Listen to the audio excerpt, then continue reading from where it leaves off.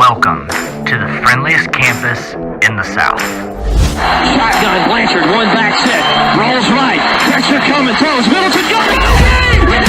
He scored! To the gym of the hills. He lifts it to left. That one's pretty well hit. Hall on the run. That ball is gone. Home of the Jacksonville State Gamecocks. Over the day, over the Hawks. He fires up at the buzzer and drains the three. Good defense by Cunningham. Gregory releases away. Pulls up. He checks. This is your podcast for JSU Sports. High fly ball. Center field. It is back. It's out of here. With your hosts, Brandon Owens and Cody Hooks. This is Cocky Nation. Hey, what's going up, Cocky Nation? This is your host, Cody and Brandon, back with another week of all things cocky, all things JSU. And so we got a lot to talk about. We got some new things that we're going to try tonight that, we're going to see how well that works, but we're trying to be more interactive with you guys, try some new things, because, again, we want to feed into the fans, not into ourselves, even though we do enjoy this. So, Brandon, as always, let's go ahead and let's get started with everything that's not football first, since, we're in football season, but we still got some other things going on. So fill us in, why don't you? So our volleyball team suffered its first loss in a heartbreaking match against Auburn, might I add. It went to 5 sets, so we lost 3-2. Always Auburn, man. Don't get me started. Don't get me started. I still want revenge from 2015 when we should have beat them in overtime. But yeah, our volleyball team had the JSU Invitational this week. It was our second of 2 tournaments that we host. And we went 2-1 in this one. We beat the other JSU, like clean sweep, 3-0.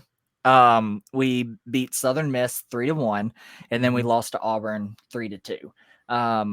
But I mean, 12-1 to end out of conference play, like, way to go, ladies. We're thoroughly impressed. I don't remember us starting this hot for a volleyball season ever. We usually picked it up in conference play. But with that said, conference play for the ASUN volleyball season starts this weekend. Mm-hmm. We play Friday night at 6 p.m. Both games I'm about to say are at home. We play Friday night against Central Arkansas, 6 p.m. And then we play UNA Saturday afternoon at 4 p.m. And both games will be on ESPN Plus. If you cannot make the game, if you can, please go support these ladies. They are freaking talented. I mean, the atmosphere at the Auburn game, if you haven't seen videos, you need to go to their Twitter page on our volleyball Twitter page and watch some of those videos. It was electric on Friday night. Like that, they packed the Pete like we do for basketball. Oh, it was amazing hearing all those loud cheers at the end of the 4th set.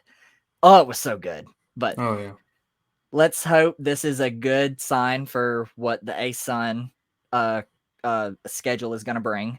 So who knows? Maybe we can go undefeated in conference play. So we'll definitely be keeping up with you ladies this season. Definitely. And then on top of that, we are So we just ended one series. We are about to start another conference play this weekend. If you haven't been keeping on track of that, please go and support them. We play UCA and UNA. UCA we play at 6 p.m. on Friday, and then on Saturday we play UNA at 4 p.m. Both games will be on ESPN Plus. So again, go and support them if you are able to.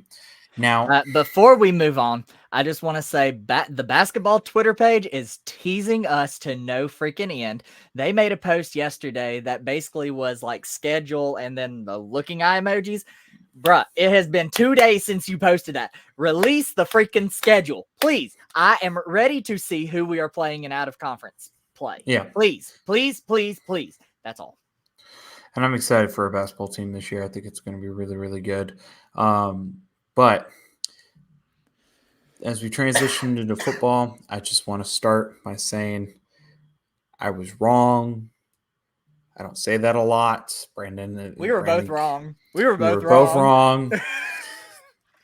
So if you didn't catch the game, I only caught part of it. Unfortunately, I had I watched half of it. I watched part of it simply because I was keeping track of other games on Saturday. A lot happened for me on Saturday, guys. I was exhausted. The school that I work with, I was at the game Friday night. That was a very intense game, and so Thursday night. No, okay. I'm yeah, it was 2 weeks. Friday. So I had that, and I'm then 2 weeks behind. and so it was a lot. A lot happened. We ended up winning, which was good. But Saturday was super busy for me. Spent some time with my family, but I did catch some of the game. And so Jacksonville State lost to Tulsa 17-54. Now, there was always a possibility that this was going to happen. I will admit that I am wrong. I thought JSU had this in the bag. I looked at Tulsa and was like, okay, Tulsa, they weren't doing super hot just yet. They were 1-1. We were 3-0. I was like, okay, like this could be it. This could be the chance to really debut. But a lot happened. Our defense struggled. Surprisingly enough, we did not start with Zion. Now, I have theories of why that was the plan. We'll talk about that later. And I'm actually happy it wasn't Zion. But we actually started with McLaughlin. McLaughlin started. He went 3-6 for 47 yards. Zion went 3 for 9 for 32. He did have some rushing yards, only 10 rushing yards. LaRoche, I always get his name wrong. LaRoche, right? LaRoche. Yes. Okay. LaRoche only had 15 rushing yards. Petway had 4 carries for 47 yards. 4 catches, sorry. But we couldn't get together.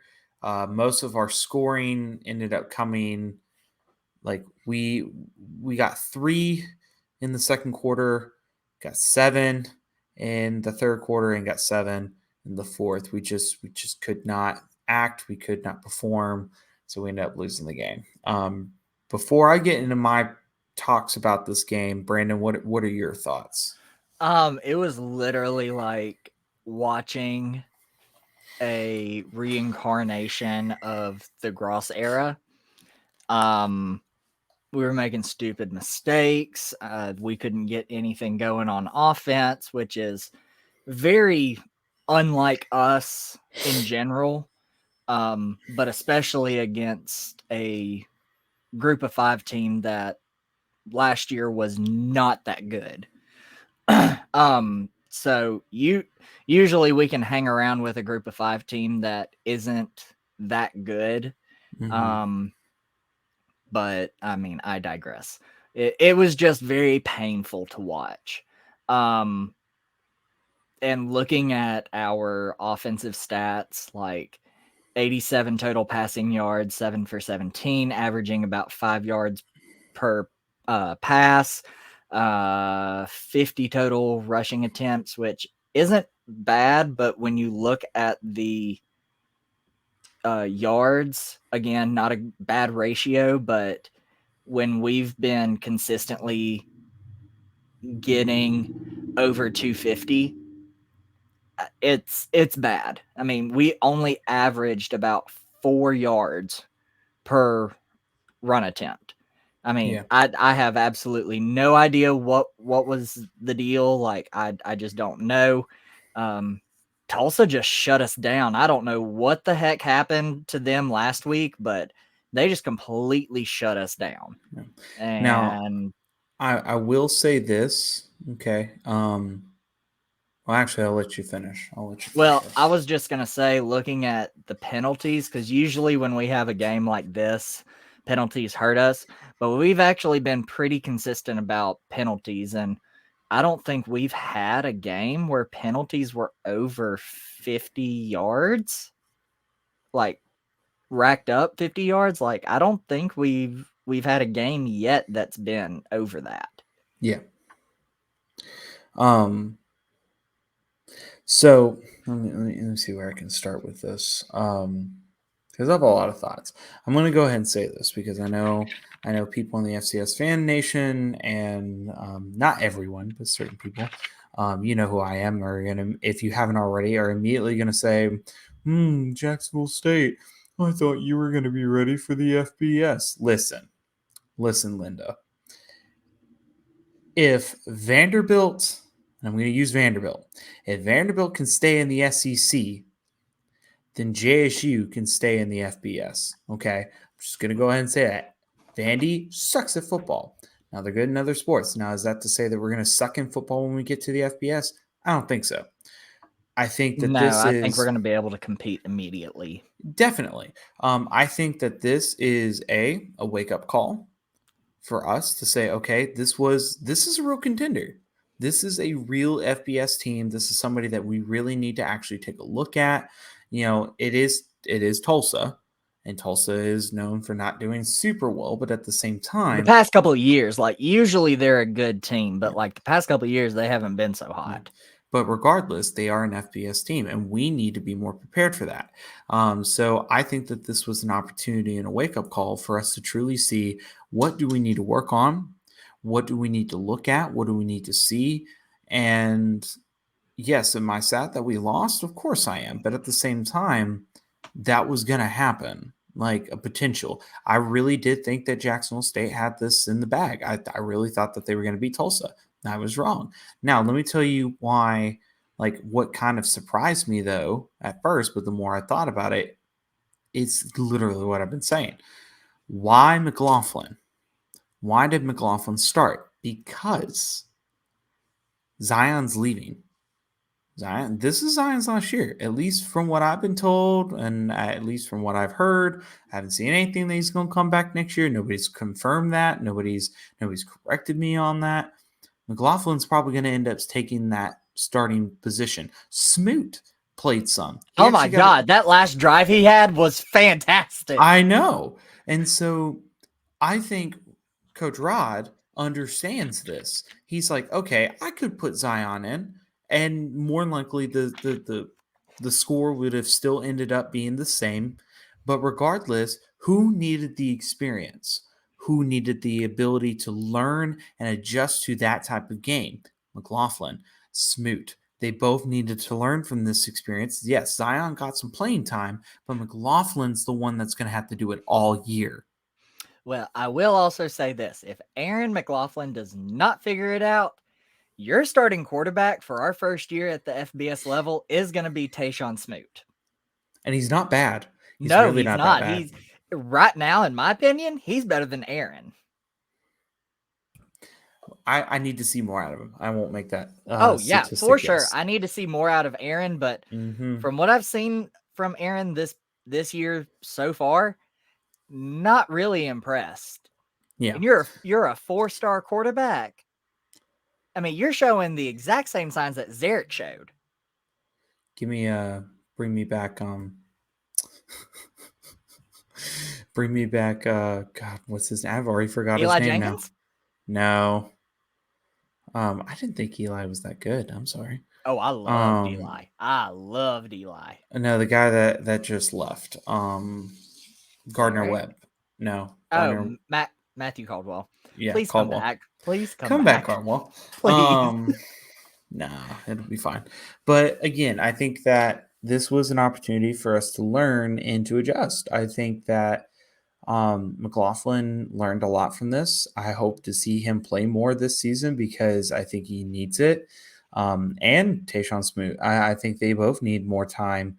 Not to say take it away from Zion, because Zion, it's his final year. He needs to have time to play because, it's not like we're going anywhere after this, unless hypothetically speaking, something came up and we were able to go play in a bowl game, which again, the probability of that happening is low.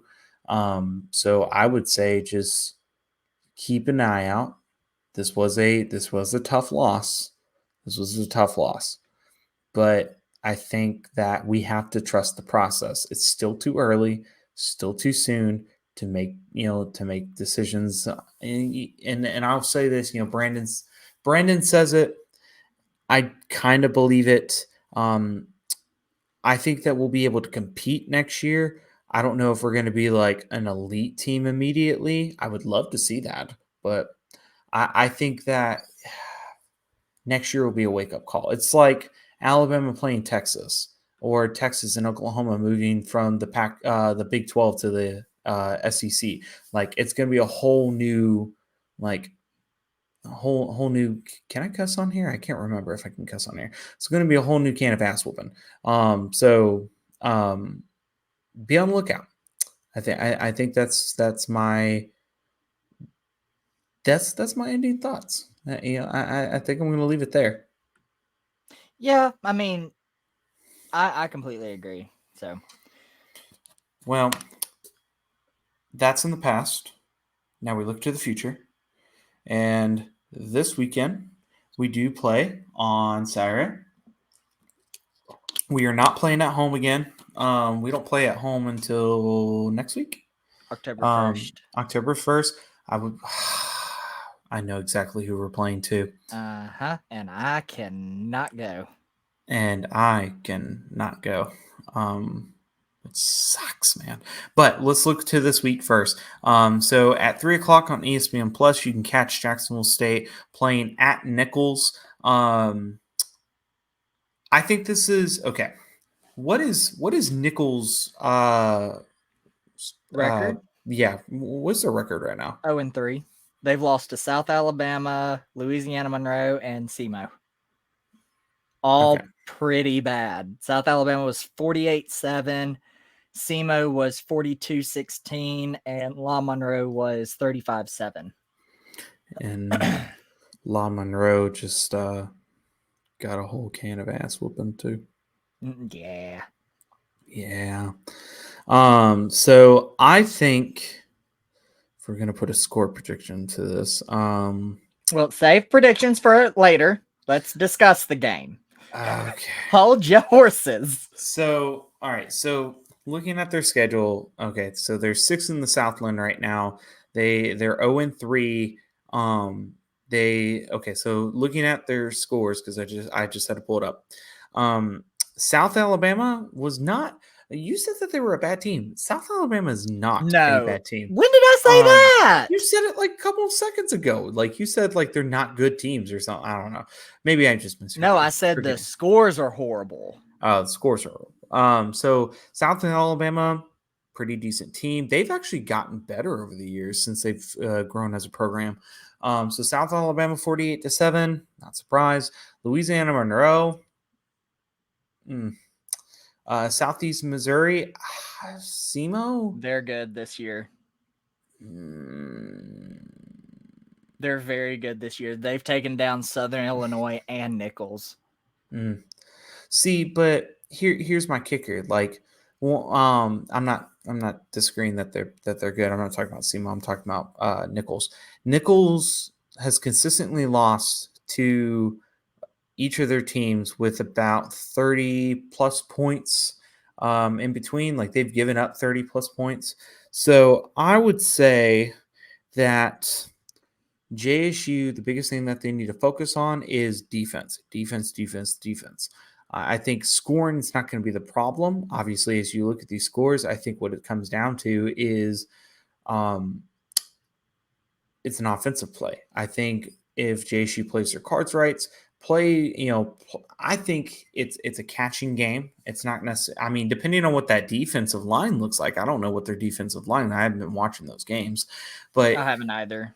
I'd like to see, and I think they're going to try to figure that one out fairly quick. So I would say, like, if it's a defensive line issue, run the ball. If it's a coverage issue, then throw the ball. But I don't think scoring is going to be a problem here. I think JSU needs to start solidifying the defense. I think that they need to strengthen it. I don't know what they need to do in order to do that, but if they want to be successful in this game, hold the line and prevent scoring? Yeah, I agree with all of that, but honestly, I don't think we're gonna have an issue out of Nicholls. Just some averages for Nicholls. Scoring, first of all, they are averaging about 10 points a game. Mm-hmm. That's not good. Not good. Total offense, they're averaging 256.6. Mm-hmm. I don't even want to go back and try to figure out defense. It's just a lot. They're allowing a lot of defensive or offensive yards. Their defense is passing. They're averaging about 195.3 a game, and then rushing, they're averaging about 61.3 a game. So defense total yards is 470. For which game?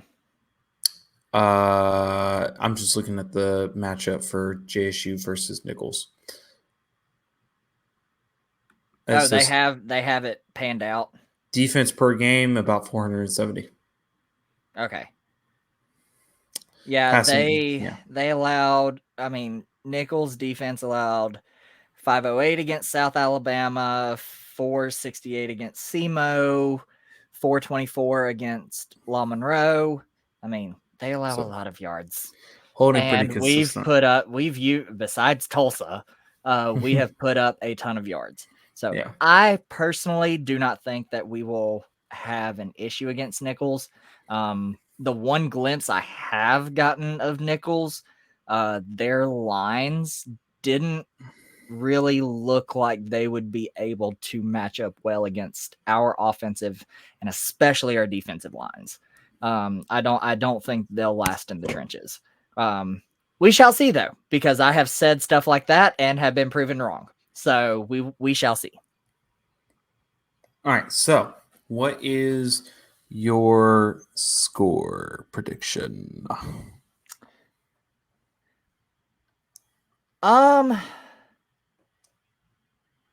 Let's save that for after the little thing that we're doing.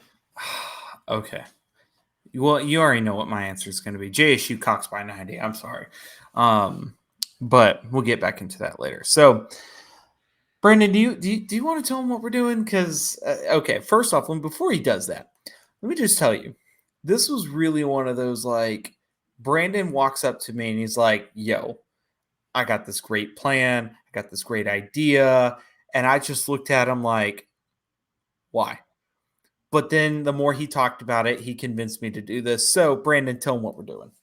All right, so we are actually going to start doing a little bit of JSU trivia, different topics, every 2 weeks. So, like the topic for this week and next week, because Cody and I are going to alternate, kind of quiz each other.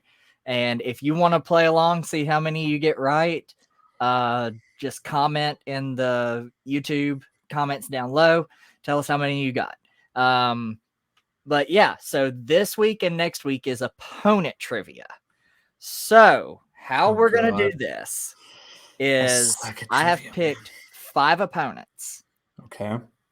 And how I'm going to do this is I'm going to give a summary of the game, of the game played, and you have to guess the opponent. Okay, so are you going to at least give me some sort of like breakdown when these games were, or? Yes and no. Okay, God. All right, some of them are kind of self-explanatory. Okay, so the first one, let's see how well you do. Okay. So the first one, JSU came back from behind in a low-scoring game and scored 13 unanswered points in the fourth quarter to seal the deal. Zarek Cooper completed a Hail Mary pass to Damo Filial Johnson. Let me finish! Damo Filial Johnson as time ran out to give JSU its second P5 win in school history. Florida? Oh, Florida State. Sorry. Yes. In case I didn't say it. Let me finish before you give an answer. Okay, sorry. That one was a give me. I thought I was going to fail that first one. But so yeah. you see how it's going from easy to hard now. Yeah. Okay. Yeah. This one is a little harder. Okay. This team came into Jackson. This team came to Jacksonville in the FCS quarterfinals to face number 1 seed JSU in hopes of knocking the Gamecocks out of the playoffs.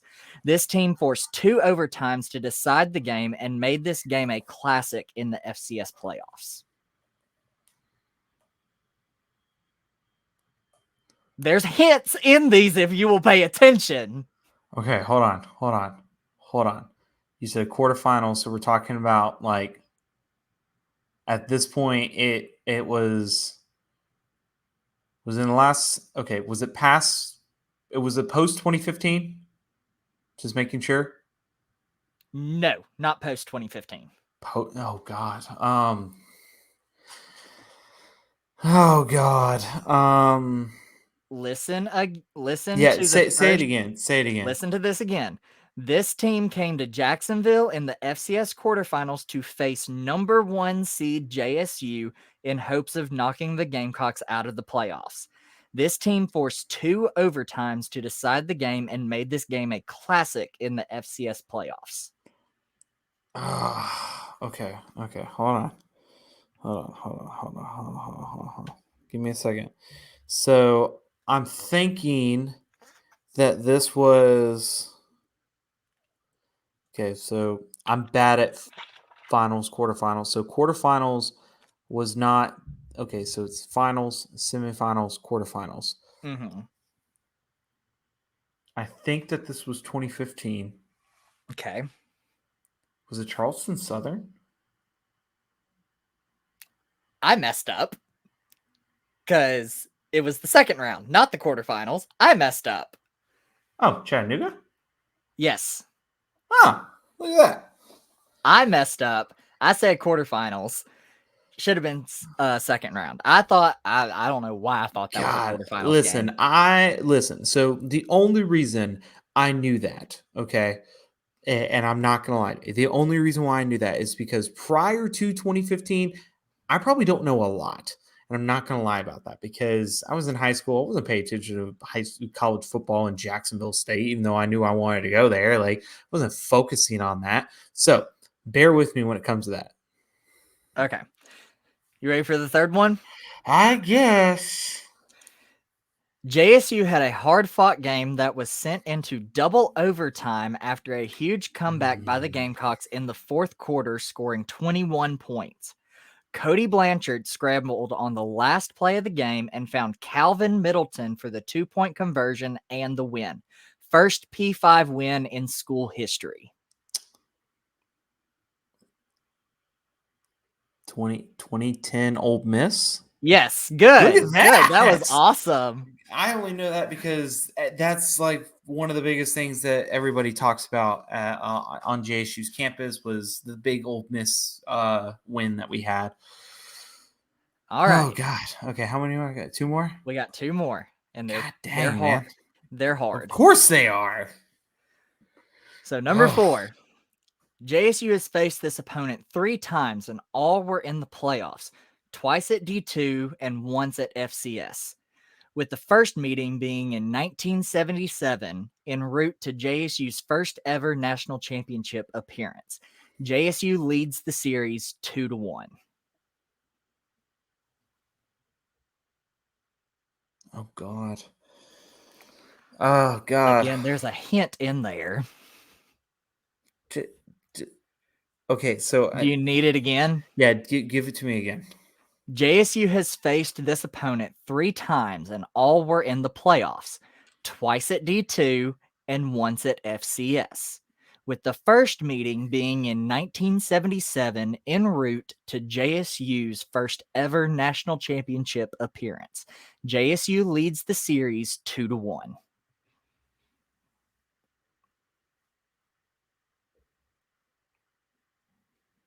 Oh God. Hold on. This is why I picked these last 2, because I knew they would be hard for you. So it can't. Oh God, hold on. So we lead the series 2-1. Correct. Okay, so I'm gonna immediately eliminate UNA and Kennesaw because those 2 teams we've lost to Kennesaw twice. But those were One was in the regular season. Right. No, we've lost to them 3 times. Once in the playoffs, twice in the regular season. Yeah. So, and I was gonna say UNA too because we've beaten UNA multiple times, so it can't be. Oh, God, hold on. Give me a hint. Give me a hint. Like something. It's not an opponent we ever play during the regular season. We always meet if we ever face this team, we always meet them in the playoffs. I'm just gonna throw out a random James Madison. That's close. Richmond? No. Oh, You give up? North Dakota? Yes, North Dakota State. What? I didn't know that. There's no way I would have gotten that. Our lone loss is in the FCS National Championship game In 2015. in Okay. 2015. I just the way you worded it. The other 2 times that we beat them was in 1977 and in 1989. Interesting. I never knew. Both were in the D2 playoffs. Good All Lord. right. Last You one? probably will not get this one. Probably not, but I mean, lay it on me. All right. JSU faced this opponent twice in back-to-back seasons, with both being in Florence, Alabama, in the D2 National Championship game. JSU lost the first game in 1991 and then won in 1992 to capture our first ever national title. Oh shit. You said Florence, Alabama. That's where it was played. But it's not. It's not okay. Well, okay. Read it. Shit. You probably will not get this one. Hold on. The older people that listen to this podcast will probably get this one. Well, I mean, I give you guys all the credit. So remind me. Okay, say it all again for my well-being. JSU faced this opponent twice in back-to-back seasons, with both being in Florence, Alabama, in the D2 National Championship game. JSU lost the first game in 1991 and then won in 1992 to capture our first ever national title. Okay. So we were D2. Because I know a little bit. I don't know a lot, but I know a little bit. I've mentioned it on Cocky Nation before. I know, and see, that's what's driving me. It's what's driving me nuts. Okay, hold on. It was like in the early days of Cocky Nation. Okay, hold on. Let me work this through my head. Okay, because I know a little bit about it. So 1991. So we played them both in 91 and 92, right? Yes. Okay. Wait a minute. So we played them in the 1992 game? Yes. That we won? Yes. Pittsburgh State? Yes. Oh my God. What? Oh God. I almost said good Lord. I don't know why. I think it's because we were talking about Nicholls earlier. I don't know why I was thinking Nicholls. But I had to think about it. And then when you said 1991 and we played them in 1992 and beat them in 1992, I was like, okay, that's the only thing that makes sense. Yeah, we lost in 91 we lost in 91 23-6. And then we won in 92 17-13. Yeah. I don't know how I got that one. They're not a very well-known team. Bonus question. Oh, shit. If you can get this. My dad gave me this idea. Oh, great. So, what was the nickname of the 91 game? Oh, hell. I really don't know this one. I'll give you a hint. It's in our stadium name. The snow game? Close. The Snow Bowl. Oh, okay. It snowed like crazy. My mom has had stories of, I think she said that her and numerous others in the Southerners almost busted their butts during the halftime show. The Alabama in the 90s was a weird time.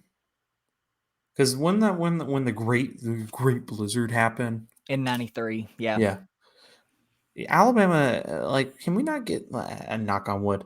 I shouldn't say that. I was about to say, can we not get snow like that again? Yeah, please not. No. Thank you.